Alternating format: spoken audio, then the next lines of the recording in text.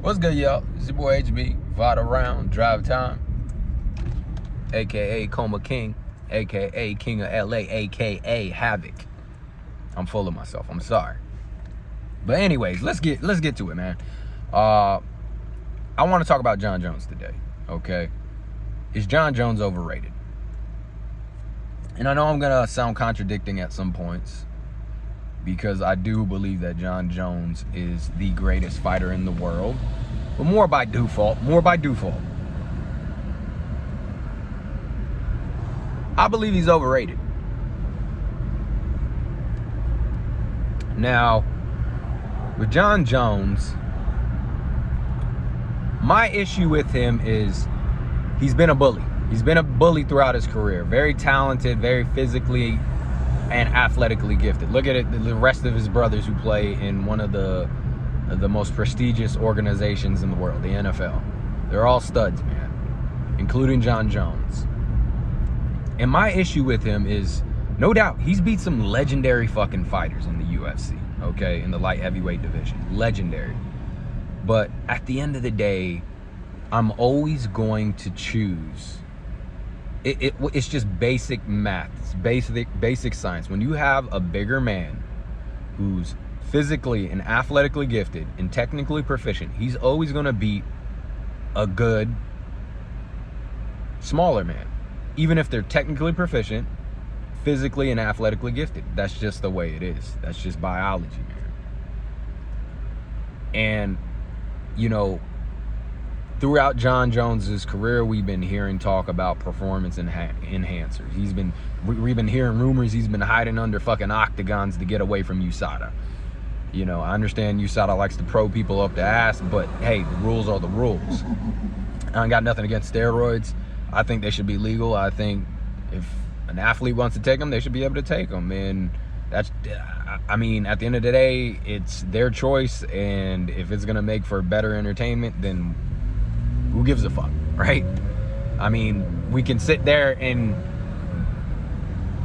sift through this shit, what's a performance enhancer or not, but I would like to see the athletes on performance enhancers. But the rules are the rules, and Jon Jones has been cheating, or it seems like he's been cheating. And you know, a lot of these performance enhancers, look, I'm not an expert on steroids and PEDs, but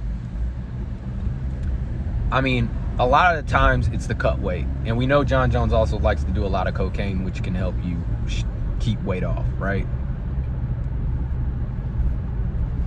It would not shock me at all if Jon Jones was using performance enhancers and was using cocaine at one point to get that weight cut advantage.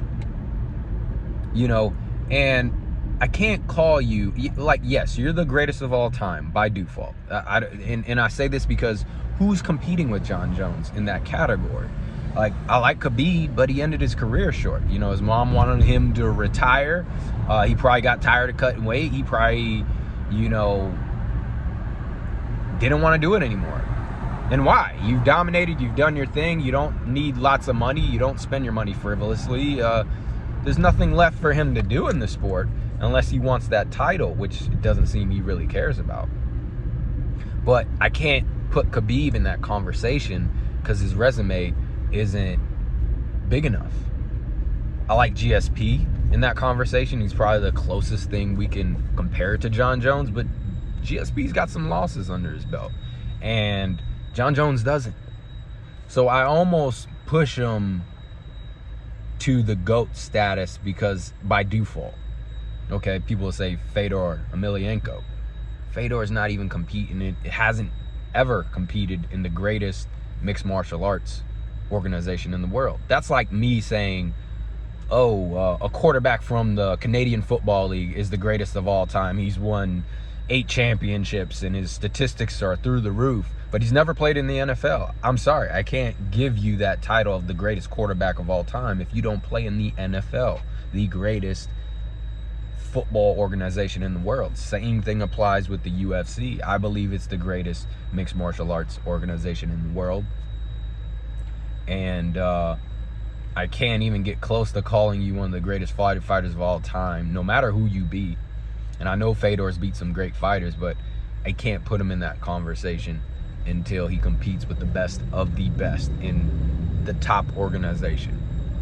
So we got to give it to him by default. But there's questions. There's definitely questions that need to be answered. And for me, I want to see Jon Jones go up to heavyweight. If he wants this solidified, if he truly wants that GOAT status and nobody to question it, go up to heavyweight. And I have 4 names that I wouldn't mind seeing Jon Jones competing against. And I hope, you know, who am I? But I hope he takes on at least 2 of these names. Because if he does and he wins, I will give him that GOAT status. Hands down. I think everybody should. Obviously, Ngannou, that's the super fight to make. We're all hoping that this comes through, even though I think after Jon Jones saw that performance by Ngannou against Stipe in the second fight, he was shitting bricks. Okay, Jon Jones was talking about switching organizations. He wanted more money. You know, totally flaking out for this fight. And look, I get it, man. I wouldn't be too excited to fight Francis Ngannou as well. He's a motherfucker.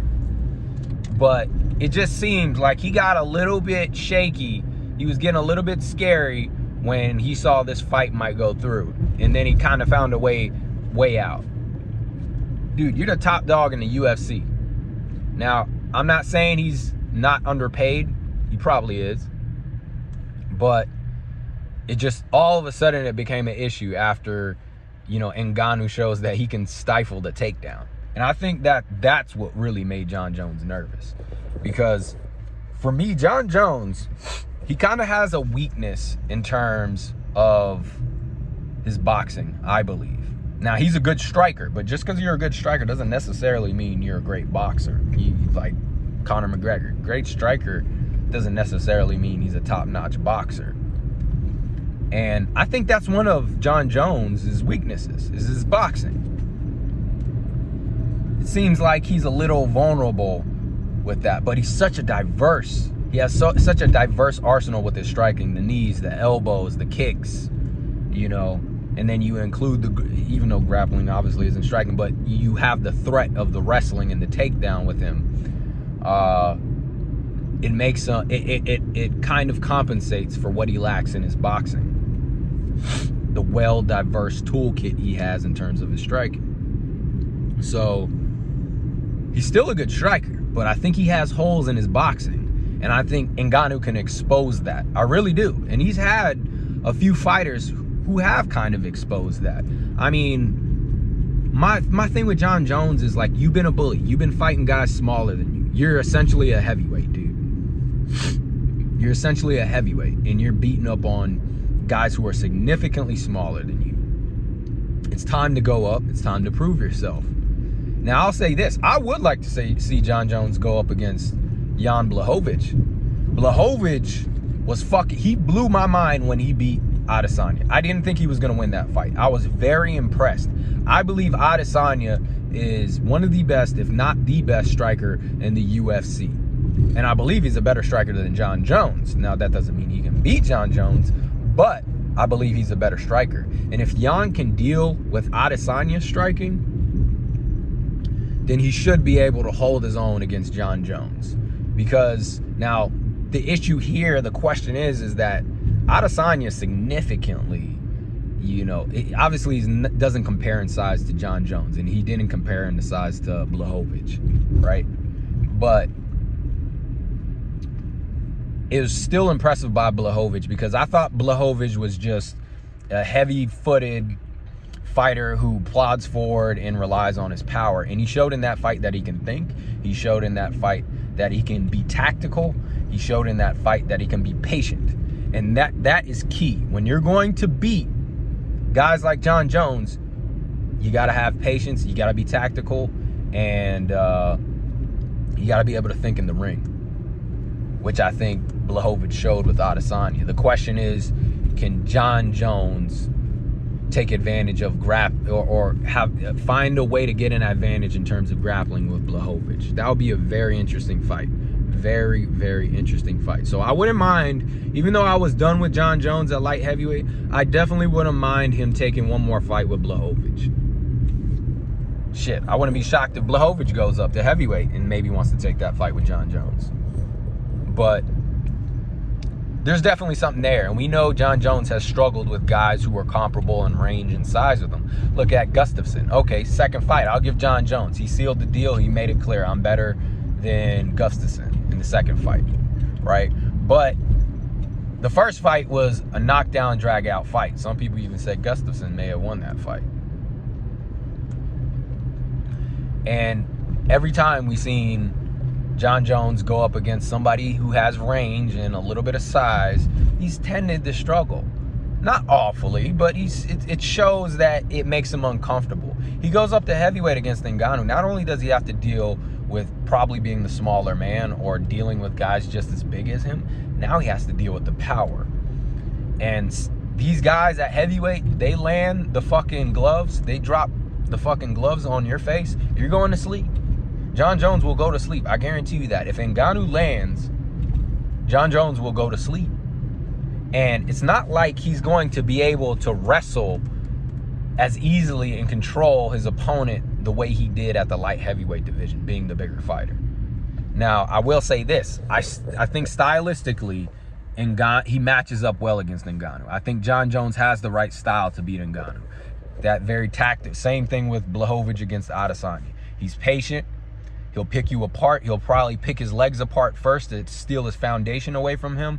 He'll probably drag him to the later rounds because we know Ngannou will probably struggle with his cardio a little bit if he has to go into the later rounds, and maybe even try to control him, get him down, take him down, and control him with his wrestling and just wear him down from that point on.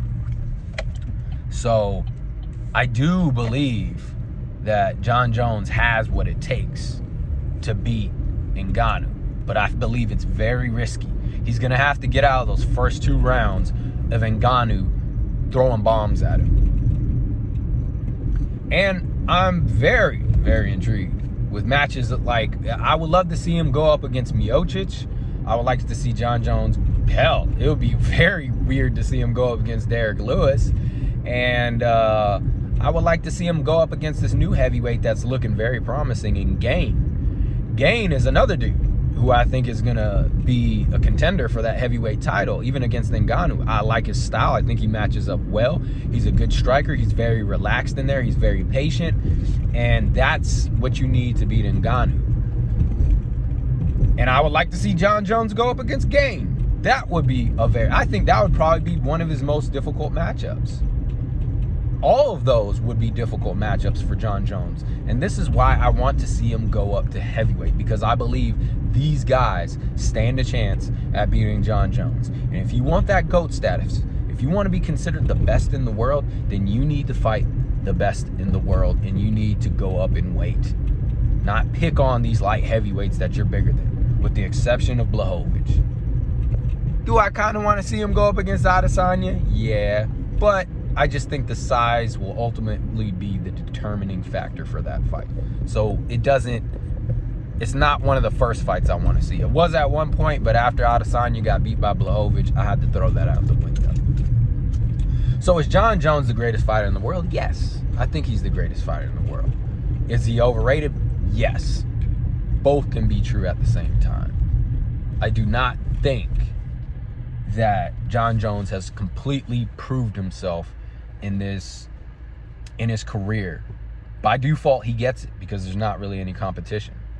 But if he really wants to solidify his legacy, he needs to do this.